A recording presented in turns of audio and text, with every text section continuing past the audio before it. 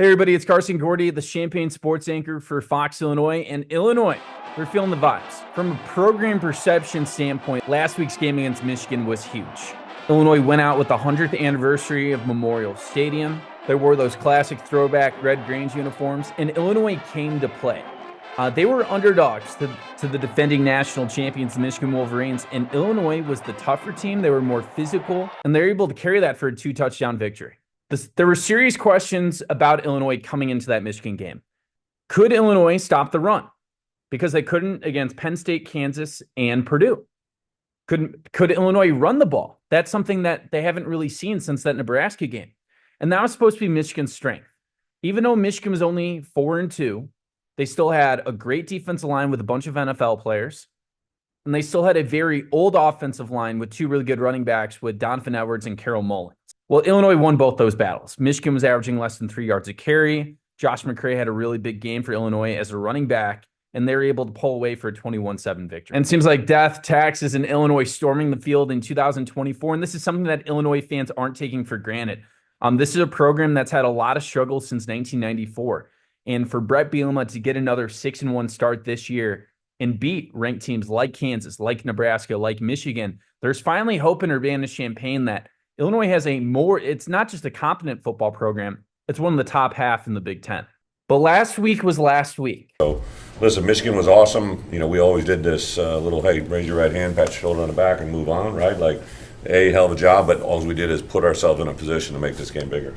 Illinois got a huge challenge this week, traveling all the way to Eugene, Oregon. They're going to be taking on the Oregon Ducks. And Oregon is ranked as the #1 team in the country, and they got the resume to back it up.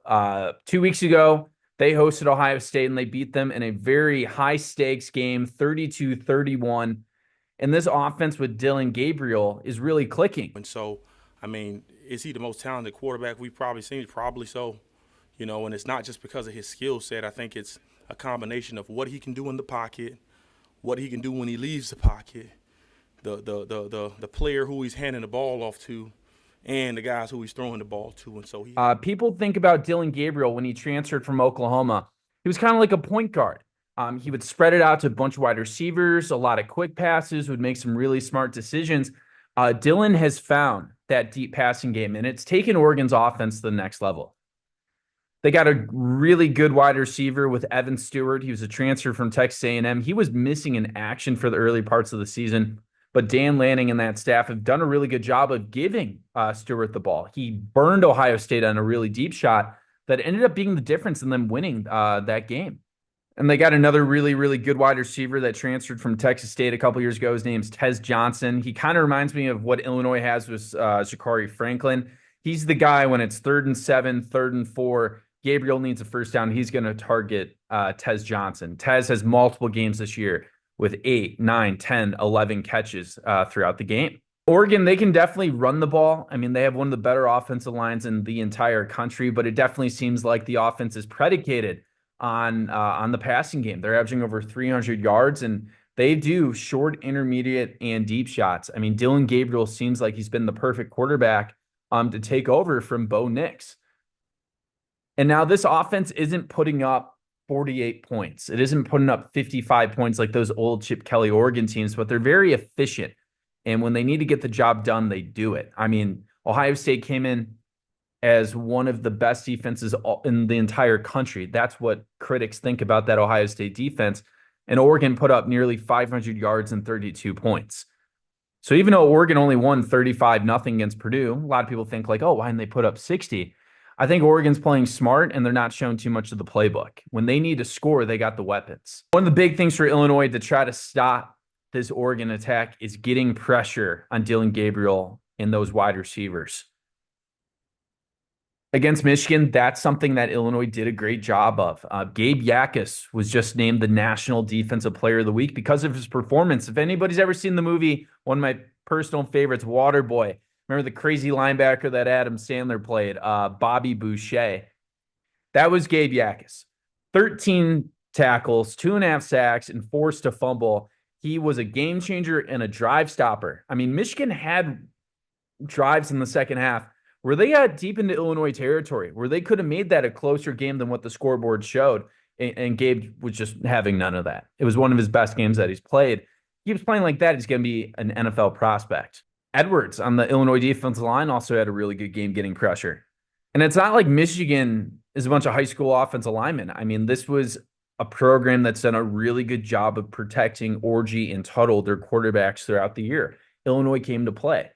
But it is going to be a difficult challenge against Oregon. Oregon has one of the best offensive lines in the country. And that's why it was so alarming in the first 2 weeks of the year against Idaho, the Potato Vandals, and against Boise State. They gave up a lot of sacks that was killing drives for Dillon Gabriel. So Dillon would have 380 passing yards. But you look at the scoreboard and they only have 24 points against Idaho. Just for context, when you play a team like Idaho, you're supposed to be scoring 60 and 70 points. And a big issue was that offensive line that didn't give up sacks last year when Bo Nix was quarterback. They took a big step back in the first 2 weeks. But since then, the offensive line has woken up. They kept Ohio State from generating any serious pressure from Dillon, and that's what helped that Ducks offense thrive. So it's going to be key for Aaron Henry to dial up some blitzes and try to recreate what Oregon did in the first 2 weeks, which was giving up sacks. And we got to talk about the stadium. Autzen Stadium is not 108,000 like Beaver Stadium for Penn State. It's not 86,000 like Nebraska. It's not 90,000 like Wisconsin and Camp Randall. But what Oregon does have with its 54,000 fans is that it is structurally built to be super crazy. The way how the architecture is, the stadium kind of enclaves towards the side, so the noise gets trapped in it. It is one of the loudest stadiums in college football. Barry Lundy talked about it at the press conference on Monday. Everybody from A to Z talks about how loud the environment is, maybe the loudest place in the country. If not, it's one of, for sure. And, I thought we handled it really well. Our first opportunity, the second opportunity, we didn't handle as well. And so it's going to be important for us to be able to handle it, and we'll practice that moving forward for the game. As many fans, the noise is going to be there, and that's going to make it difficult for an offense with Luke Altmyer. Barry Lundy, he talked about it. He thought that they did a good job when they played Nebraska of handling that noise. Against Penn State, not so much. And we probably saw a couple cracks of that. Remember, end of the first half against Penn State, it's a 7-7 football game. Illinois is a couple yards away from going up 14-7 before halftime, but there was a really bad snap, which resulted in a long field goal attempt for Illinois that they missed. The game changed there. The game was over. They lost all momentum, and that helped get the crowd back in it.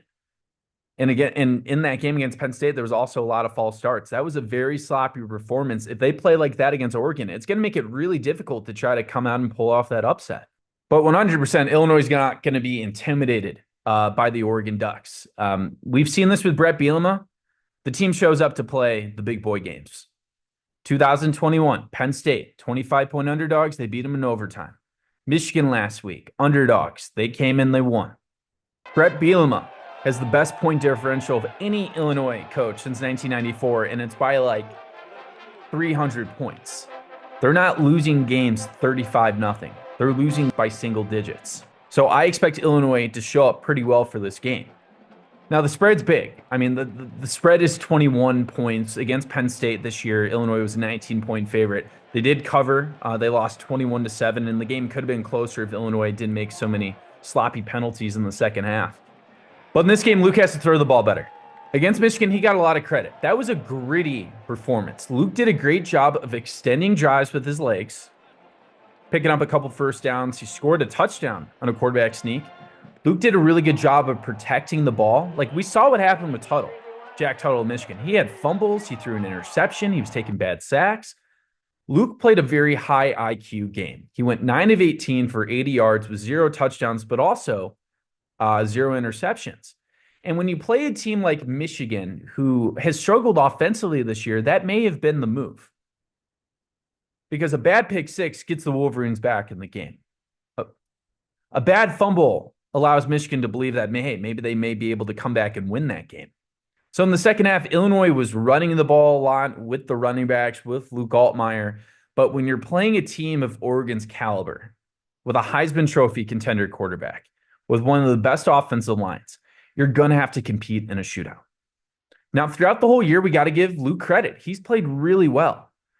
One of his best games of the year, probably the best, was against Nebraska. That was a game where they were 9-point underdogs. He went 22-27, over 200 yards and 4 passing touchdowns. It was efficient. It was clean. And that's what won Illinois the ball game. Overall, you look at the whole track record with Luke Altmyer, 15 touchdowns, only 1 interception, getting around 200 yards a game. And Luke's best when he runs the ball. I mean, that's something that I asked Barry Lenny a couple weeks ago. Against Purdue, he had those design runs and he was picking up a lot of chunk plays. Against Michigan, he started running the ball a lot. With a team that hasn't always had the most consistent offensive line, where there's been days where maybe Josh McCray just isn't generating enough production. When you have a dual threat quarterback, that cleans up a lot of errors. About Luke Altmyer, how he's improved from last year. He's definitely a much smarter player. Last year, he had 13 touchdowns, 10 interceptions, a bunch of fumbles. This year, he's got 2 turnovers total. And now when we're looking at Oregon's defense, everybody thinks about the Oregon Ducks, offense. That's what you thought with Chip Kelly. That's what you thought with Mark Helfrich, Marcus Mariota, DeAnthony Thomas. Dan Lanning is a different coach. He used to be the former defensive coordinator for the Georgia Bulldogs when they won the national championship. So he has elevated Oregon's trench play. And trench play is the offensive line, the defensive line. Oregon is not a finesse team. They got big boys that want to get physical. And we've seen a huge change with the defensive output. Oregon's a team that used to give up 25, 28, 30 points per game.